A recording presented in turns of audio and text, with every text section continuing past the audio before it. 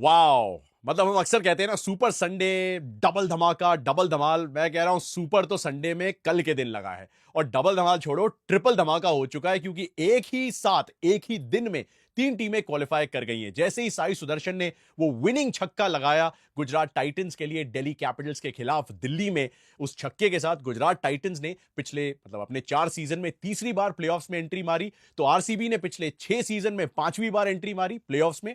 और उसके साथ साथ पंजाब किंग्स 11 साल के इंतजार को खत्म करके आखिरकार प्लेऑफ्स में पहुंच गए। 2014 में पिछली बार आए थे, तब फाइनल में हारते नजर आए थे। इस बार श्रेयस अय्यर की कप्तानी में वो फाइनली एक बार फिर से प्लेऑफ्स में पहुंचने में सफल रहे।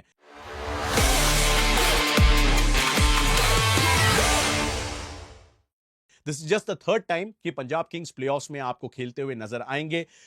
Shreyas Iyer, special shout out to him. Delhi को फाइनल तक ले गए थे, कोलकाता नाइट राइडर्स को चैंपियन बनाया और अब एक तीसरे फ्रेंचाइज के साथ प्लेऑफ्स में पहुंचने वाले पहले कप्तान बन चुके हैं आईपीएल के इतिहास के। That is truly special. Comment section में मुझे बताना और थोड़ा सा प्यार श्रेयस अय्यर को देना। तीनों भारतीय कप्तान भी हैं जो प्लेऑफ्स में आपको दिखेंगे अभी तक, और ये मामला जारी रहेगा क्योंकि जो भी अब आएगा वो भी भारतीय कप्तान ही होगा क्योंकि एक पोजीशन बची है।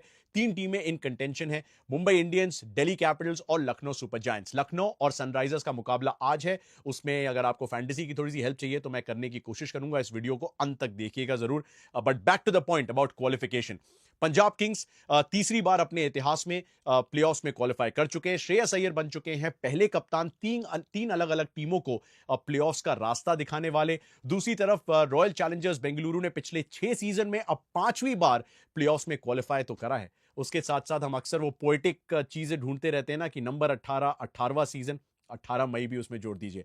18 मई 2024 चिन्नस्वामी स्टेडियम में मैं मौजूद था। आरसीबी ने सीएसके को एक बड़े ड्रामेटिक अंदाज में हराया था, प्लेऑफ्स में एंट्री मारी थी, सीएसके को बाहर का रास्ता दिखाया था। 18 मई 2025 बिना एक भी गेंद खेले साई सुदर्शन के एक छक्के से जैसे ही गुजरात टाइटंस जीते, आरसीबी के नाम के सामने जो इनविजिबल क्यू लगा हुआ था वो एक परमानेंट क्यू में तब्दील हो गया है। केएल राहुल ने कमाल का शतक कल जड़ा, उनके करियर का 5वां। उनके लिए भी एक स्पेशल शाउट आउट क्योंकि तीन अलग अलग टीमों के लिए शतक बनाना not an easy task. Punjab Kings के लिए शतक लगाए हैं, लखनऊ सुपर जायंट्स के लिए शतक लगाए हैं और अब उनका दिल्ली के लिए भी एक शतक आ चुका है। थोड़ा सा निराशाजनक इसलिए क्योंकि ना तो मैच क्लोज हुआ, ना ही वो शतक जो है वो निर्णायक साबित हो सका मैच के कॉन्टेक्स्ट में।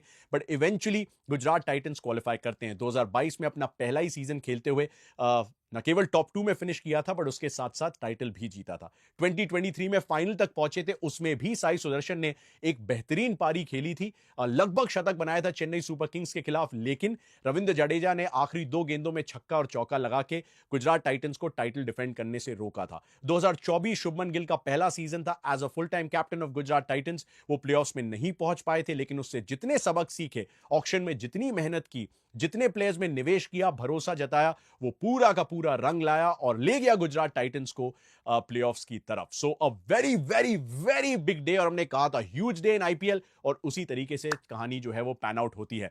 तो कमेंट सेक्शन में मुझे जरूर बताइएगा कि गुजरात टाइटंस, आरसीबी और पंजाब किंग्स में से कौन सी टीमें आप देखते हैं अब टॉप 2 में फिनिश होती हुई।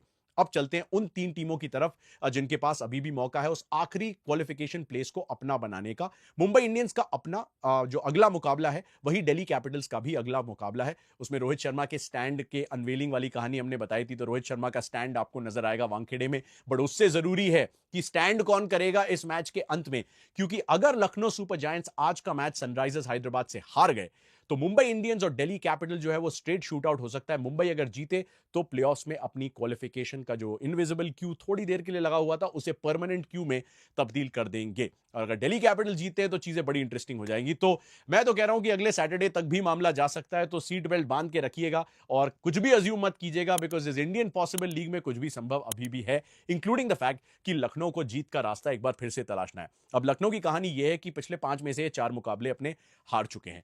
ऋषभ पंत ने 6 सिंगल डिजिट स्कोर लगाए हैं, एवरेज लगभग 12 साढ़े 12 का है उनका, जो कि उनको शोभा नहीं देता। लेकिन यह बंदा जब ब्रेक से वापस आता है तो कुछ अलग ही करके आता है। जो इतनी बड़ी पर्सनल इंजरी और एक लगभग असंभव स्थिति से जिंदगी में वापसी कर सकता है, मुझे पूरी उम्मीद है कि जिस क्लास और क्वालिटी का प्लेयर ऋषभ पंत है, and I know comment section में काफी सारे लोगों ने बहुत ही ऐसी चीजें भी कही हैं कि आपका भरोसा उठ चुका होगा, लेकिन मुझे ऋषभ पंत की क्वालिटी में, उनकी पेडिग्री में, उनके एक्स फैक्टर होने में अभी भी विश्वास है।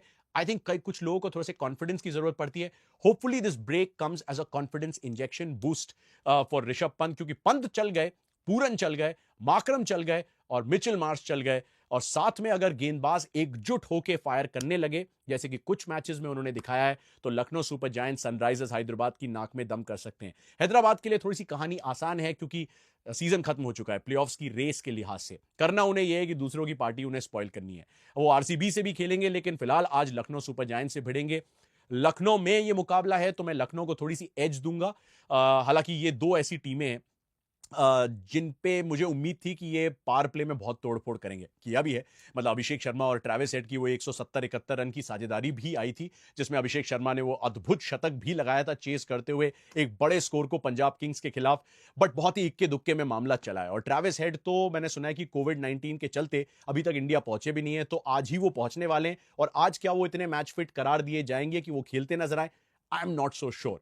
वियान मुल्डर उनके लिए वापस नहीं आया, but I don't think that should be a problem. उनके पास अभी भी कमिंदू मेंडिस हैं, शायद सचिन बेबी या फिर हर्ष दुबे में से किसी एक बंदे को वो सीधे खिला लें, और ईशान किशन ओपन कर लेंगे अभिषेक शर्मा के साथ।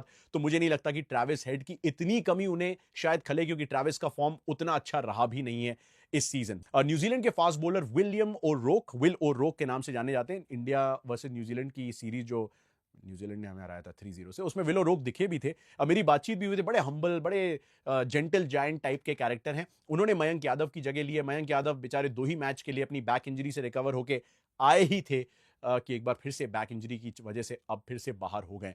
Very disappointing, you never want to see that for an Indian fast bowler. वैसे भी मतलब जसप्रीत बुमराह का साथ निभाने वाले लोग मिल जाएं तो अच्छा ही लगता है। मयंक यादव के पास वो रॉ पेस थी, जो अभी तक 1-2 मैच खेले उसमें वो रॉ पेस तो नहीं, बट 140 142 के आसपास वो टच कर रहे थे। तो मुझे लग रहा था कि थोड़ा सा गेम टाइम की जरूरत है, बट अब वो चला गया है। तो आई डोंट नो कि लखनऊ अगले सीजन के बारे में मयंक यादव को कैसे देखेंगे। आकाशदीप के साथ भी वही कहानी है। वैसे तो इंडिया के लिए टेस्ट खेल चुके हैं, बट इंजरी से जब से वापस आए, I don't think we seen the best of Akashdeep Singh yet. तो उनसे बेहतर की उम्मीद होगी। शार्दुल ठाकुर के सीजन की शुरुआत अद्भुत रही, लेकिन अब जैसे जैसे इंग्लैंड का दौरा पास आ रहा है और शार्दुल अपनी जगह पक्की करना चाह रहे हैं उस इंडिया ए के स्क्वाड में और फिर होपफुली इंडिया के स्क्वाड में, आई थिंक थोड़ा सा ऑफ द बॉल चले गए। Hopefully the break help Shardul Thakur. Bright spots उनके लिए रहे अब्दुल समद, उनके लिए रहे आयुष बडोनी, जिन्होंने काफी इंपैक्टफुल पारियां खेली, और उनके लिए रहे हैं हमारे दिग्वेश राठी साहब, जो कि मतलब स्पिन का दारोमदार संभाले हुए हैं, जहां पे रवि बिश्नोई के रूप में एक सीनियर स्पिनर उनके लिए उपलब्ध था। लखनऊ सुपर जायंट्स की टीम में एडन माकरम, मिचेल मार्श रहेंगे। माकरम को डब्ल्यूटीसी के फाइनल के लिए जल्दी जाना पड़ेगा, तो 1-2-3 मैचेस ही हैं उनके पास। भाई तीनों मैच जिता दो, लखनऊ को प्लेऑफ्स में पहुंचा दो, और फिर जो टेस्ट चैंपियनशिप फाइनल वाइनल खेलना है खेलते रहो यार। मिचेल मार्श के साथ भी यही कहानी होने वाली है। निकोलस पूरन है। निकोलस पूरन का फॉर्म बहुत जरूरी है, क्योंकि जब से उनका फॉर्म जो है वो आउट ऑफ फॉर्म की कैटेगरी में आ गया है, उन्हें फॉर्म मंगवाने की जरूरत पड़ गई है कि मैं बैटिंग का फॉर्म वापस कैसे तलाशूं। और ये बहुत जरूरी बात है, क्योंकि निकोलस पूरन चलते हैं तो फिर लखनऊ सुपर जायंट्स की सांसें उसी तरीके से चलती हैं। बड़ी असंभव स्थितियों को वो संभव बना देते हैं, उस तरह का एक्स फैक्टर वो लेके आते हैं। किसी ने भी निकोलस पूरन से ज्यादा छक्के आईपीएल 2024 से लेके अभी तक नहीं मारे, 70 एंड काउंटिंग। अभिषेक शर्मा आज दिखेंगे आपको, 59 छक्के उनके भी हैं, वो सेकंड नंबर पे हैं पिछले आईपीएल सीजन से लेके अब तक। अभिषेक और निकोलस पूरन के ही सबसे ज्यादा स्ट्राइक रेट है उन बैटर्स के लिए जिन्होंने 500 या ज्यादा रन बनाए। तो निकोलस पूरन एक तरफ, शर्मा जी का बेटा, छोटा बेटा, दूसरी तरफ, देख के मजा आएगा। लखनऊ सुपर जायंट्स के लिए एक और बड़ी प्रॉब्लम है कि वो बड़े एक्सपेंसिव रहे पावर प्ले में। पावर प्ले ही में ही कई बार टीमें उनसे मैचेस जो है ना वो छीन लेती है, मोमेंटम शिफ्ट कर देती हैं, और वहीं पे थोड़ा सा टाइट रहने की जरूरत है, क्योंकि 10.5 रन प्रति over is not a good sign for a healthy team. और लखनऊ को वो गुड हेल्थ वापस चाहिए, तो पावर प्ले में बेहतर गेंदबाजी करनी पड़ेगी। शायद विलियम और रोक आपको सीधे खेलते हुए भी नजर आए आकाशदीप के साथ।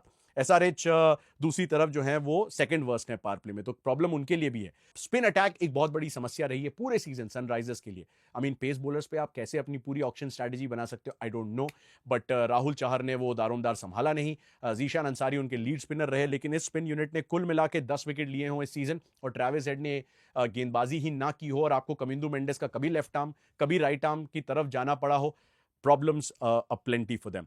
सनराइजर्स हैदराबाद के फॉर्मर प्लेयर है वैसे एडन माकरम, जो बड़ा अच्छा गेंदबाजी का विकल्प हो सकते थे, बट सनराइजर्स ने उन्हें रिटेन नहीं किया। उत्तर प्रदेश में ये मुकाबला यानी लखनऊ में, वहां पे बड़ी हीट वेव चल रही है। 40 डिग्री से ऊपर टेम्परेचर रहा है, जैसे कल जयपुर में भी था। और हमने देखा था यशस्वी भी थोड़ा सा स्ट्रगल कर रहे थे वो 50 मारने के दौरान।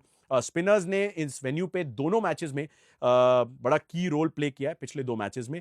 प्रीवियस जो मैच हुआ था अप्रैल 22 को, वहां पे क्यूरेटर ने जो है वो काम किया था अपना स्पिन को थोड़ी सी मदद देने के लिए भी। और अब क्योंकि इतना ज्यादा वक्त रहा है 22 अप्रैल से लेके, अब 19 मई आ गई है यार, तो ऑलमोस्ट 1 महीना, आई एम श्योर क्यूरेटर ने उसी हिसाब से पिच बनाई होगी कि हैदराबाद इतनी अच्छी क्रिकेट ना खेल पाए और लखनऊ सुपर जायंट्स के राठी साहब, माकरम साहब, बिश्नोई साहब कुछ असर डाल पाए इसमें।